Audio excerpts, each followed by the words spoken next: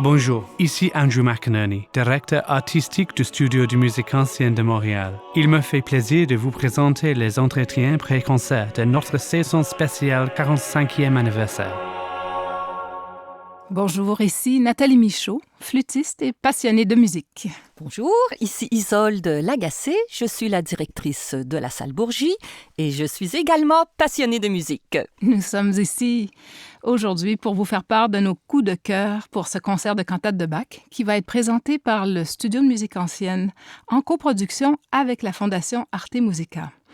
Alors, nous sommes dans un immense projet d'intégrale ici. Isolde, peut-être tu pourrais nous dire qu'est-ce qui t'a incité à entreprendre un tel magnifique et fou projet? Je pense que c'était un rêve d'enfance, honnêtement. D'abord, c'est par amour pour ce corpus exceptionnel. Et j'ai toujours pensé, quand je suis arrivée à la salle Bourgie, que ce serait un lieu extraordinaire pour présenter toutes les cantates. Et j'ai tendance à avoir envie d'aller au fond des projets. Et je pense que présenter une intégrale, j'en ai fait plusieurs là depuis que je suis la directrice de la salle, présenter une intégrale, ça nous permet vraiment de fouiller un sujet, un compositeur, beaucoup plus que de seulement connaître, par exemple, les œuvres les plus connues. Alors, je me suis dit, mais quelle belle occasion. Je voudrais qu'il y ait une espèce d'habitude à Montréal, que tous les derniers dimanches du mois, qu'on entende une cantate, des cantates de Bach à la salle Bourgie. Et donc, c'est un projet, il y a 200 cantates sacrées, on fait les cantates sacrées. Il y en a à peu près 200 et c'est un projet qui est étalé sur 8 ans à raison de 8 concerts par année pour un total de 64 concerts. Ouh! Alors, tu le disais, on est rendu à l'an 6. On a fait plus de la moitié là, du corpus. Wow, c'est formidable. Oui. Bravo, vraiment, Merci. Félicitations. Et donc, il y a plusieurs ensembles québécois qui vont participer. Oui. On a parlé du SMAM. Oui, c'est la 4e fois que le SMAM participe à cette intégrale. Bon, Alors, l'idée de ce projet, c'était également de faire participer le public parce qu'on a cette tradition de chanter le choral final de la dernière cantate. Et également, pour ce qui est de l'agencement des œuvres, de suivre le calendrier liturgique. C'est-à-dire qu'à chaque dimanche donné, il y a une cantate qui a été écrite par Bach spécifiquement pour ce dimanche. Alors, disons que c'est mon cadre de travail. Pour planifier quelles cantates sont jouées. Quand tu me demandais tantôt là, pourquoi faire ce projet, je me suis rendu compte qu'il y a certaines cantates de Bach très connues, mais elles sont toutes extraordinaires. Ce sont toutes des chefs-d'œuvre. Et honnêtement, en concert, on les entend rarement. Qui va aller jouer la cantate 104 en concert à propos de rien? Alors, je me suis dit que c'était la façon vraiment de pouvoir toutes les entendre parce qu'elles valent absolument toute la peine d'être entendues. absolument. Oui. Bravo. Et puis, la 104, justement, c'est la cantate du jour Oui. pour cet événement de concert. Oui. Alors, c'est la 104. Elle s'appelle « Du Hirte Israël höre ». Toi, pasteur d'Israël, écoute. Sa destination liturgique, elle est écrite pour le 2e dimanche après Pâques. La date du mois d'avril correspond à ce 2e dimanche après Pâques. Et la parabole biblique, pour ce dimanche précis, elle présente Jésus comme étant le bon berger et les fidèles comme étant le troupeau qui lui est confié. Alors ça, c'est un thème qui est souvent abordé et souvent mis en musique à l'époque baroque. Et je voulais en profiter pour mentionner qu'à la salle Bourgie, vous le savez, ceux qui nous suivent, on a des magnifiques vitraux Tiffany. Et un des vitrails présente exactement ce thème. Alors, quand vous êtes assis dans la salle, du côté gauche, il y a 3 vitraux. Celui qui est le plus proche de la scène, c'est Jésus avec ses fidèles, donc le berger avec son troupeau. Et donc, vous pourrez entendre la musique de Bach et regarder l'œuvre de Tiffany qui sont toutes les deux sur ce même sujet. Mm-hmm. Super. Bach a 39 ans quand il écrit cette cantate. Il est en poste à Leipzig pour sa première année.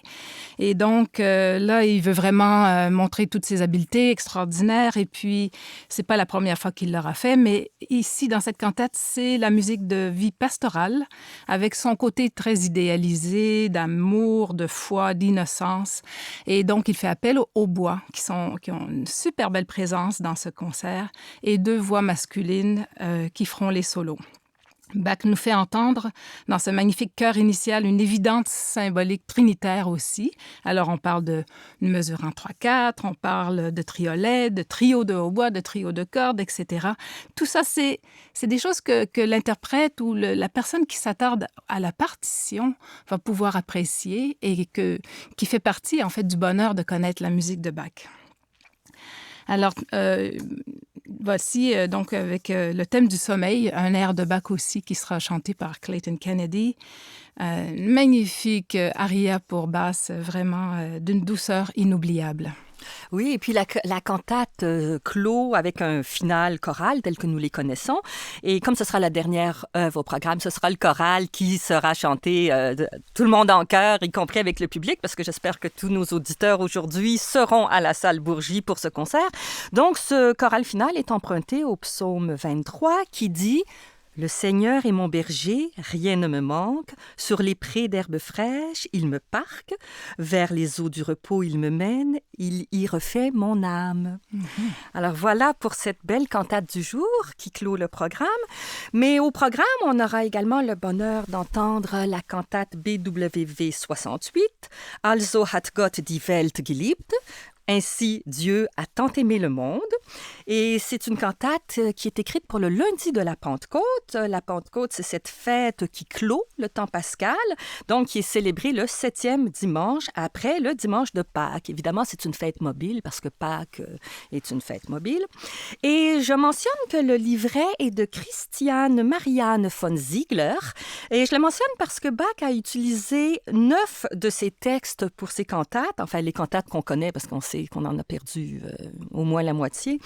Et cette personne était une poétesse qui jouissait d'une très grande réputation à son époque en Allemagne. Elle tenait salon et donc c'était une écrivaine importante. Donc Bach s'est attardé à ses textes. Alors, pour cette cantate, Bach commence avec un chœur grandiose. Je suis contente que le studio de musique en scène soit le groupe qui fasse cette cantate-là. Alors, en dépit d'un texte qui est porteur de joie et de réconfort, Bach utilise la tonalité de ré mineur, ce qui est très intéressant. Mais je pense qu'ici, en fait, on ne met pas en question la foi de Bach. On sait qu'il était une personne très croyante. Et il aurait possiblement voulu démontrer, selon moi, avec quel sérieux il prenait le texte de cet air-là, parce qu'il reçoit le don divin. Le don divin, pour recevoir un cadeau, il faut être à la hauteur du cadeau.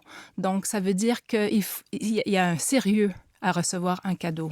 Je trouve ça merveilleux de la façon que Bach l'utilise musicalement. Mm-hmm. Alors, j'ai très hâte d'entendre aussi le solo de soprano ici, qui va être chanté par Stéphanie Magnas. Et donc, il y a un solo de violoncelle piccolo ici qui va être joué pour accompagner cet air absolument joyeux et où la voix de soprano personnifie l'âme chrétienne. Alors, c'est souvent le cas dans des cantates, on entend ça. La soprano, la basse va faire souvent Jésus, etc. Tous les symboliques sont utilisés par Bach. Oui, tu parles de cet air-là, puis je l'entends en ce moment dans ma tête. Puis c'est un air vraiment qui nous colle, qui reste avec nous et qui est tellement rempli de joie. Moi, je sais que je vais sortir du concert puis je vais fredonner ça pendant 24 heures. Alors, la cantate se poursuit avec un récit et un air de base qui vient également de la cantate de la chasse. Et là, c'est le hautbois qui a la partie instrumentale solo, ce qui nous plonge dans une atmosphère assez pastorale. Hein. Le hautbois peut très bien on peut très bien imaginer une atmosphère pastorale. Et elle se termine, cette cantate, avec un grand chœur fugué. Alors, encore une fois, c'est très bien que le SMAM soit l'ensemble qui fasse ça avec son magnifique chœur. On est loin maintenant du traditionnel choral harmonisé à 4 voix, comme on en connaît beaucoup chez Bach, à la fin des cantates. Là, on a une construction assez complexe. On a une première fugue avec un sujet ascendant qui illustre l'homme qui croit. Et puis, un deuxième sujet qui est descendant, qui illustre, lui, l'homme qui ne croit pas. Et le tout se rejoint dans une troisième fugue, donc un mouvement qui va mettre en valeur le chœur, un mouvement assez complexe pour clore cette cantate. Quelques mots maintenant, peut-être, sur l'agréable cantate BWV 196. Que j'adore, d'ailleurs. Oui, mais moi, je dis, c'est toujours ma préférée. Celle que j'entends sur le moment, c'est toujours ma préférée. Alors, der Herr denket an uns, le Seigneur pense à nous et nous bénit. Alors ça, c'est une des toutes premières cantates de Jean-Sébastien Bach. Il l'a écrite à l'âge de 23 ans. C'était une cantate nuptiale. Alors, on sait que les tâches d'un organiste-compositeur, comme Bach l'était, là, lié à une église, demandaient d'écrire non seulement de la musique pour les services, mais également pour les mariages, les services funèbres. Et Bach a composé celle-ci à titre personnel pour le mariage d'un de ses proches amis qui était pasteur, qui lui, ce pasteur, avait béni son propre mariage à lui avec sa cousine Maria Barbara. Donc, il était proche de ce couple et il retourne donc avec sa femme, Maria Barbara, près de Arnstadt, dans cette très jolie église. Et on pense même que Bach et Maria Barbara étaient les solistes, basse et soprano de cette cantate-là. Donc, il se serait écrit cette partie pour chanter pour son ami. Et donc, ça a été créé en 1708.